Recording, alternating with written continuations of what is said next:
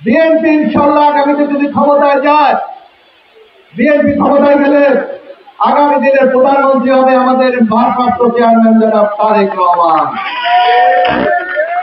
উনি বলেছেন আমাদের মা বোনরা অসহায়, তাদের কোনো ইনকাম নাই, তারা স্বামীর উপর নির্ভরশীল, সন্তানের উপর নির্ভরশীল, মেয়ের উপর নির্ভরশীল, আত্মীয় স্বজনের উপর নির্ভরশীল।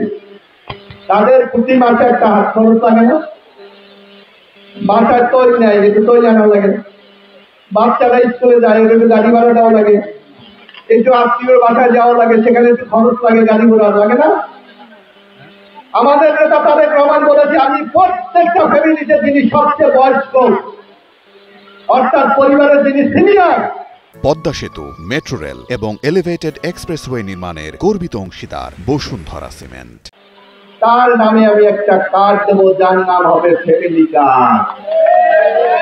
মাসে একটা ওনার নামে ব্যাংকে অ্যাকাউন্ট হবে, যদি ওনার ফ্যামিলিতে ধরেন বাজার করতে 10,000 টাকা লাগে বা 15,000 টাকা লাগে, এর মধ্যে খরচ হবে না?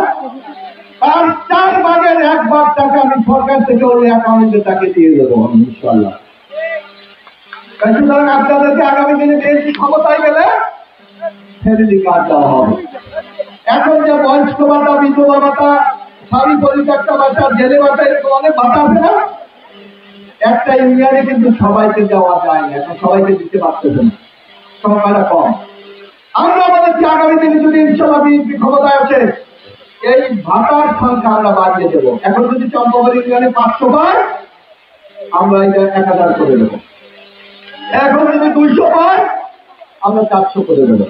এইটা কি আপনাদের উপকার হবে না?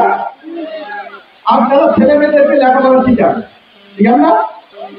শিখাইতে শিখাইতে কিন্তু শেষ হয়ে যায়, টাকা জমি বিক্রি শেষ, ঘর বিক্রি শেষ, লোন করেন ইত্যাদি।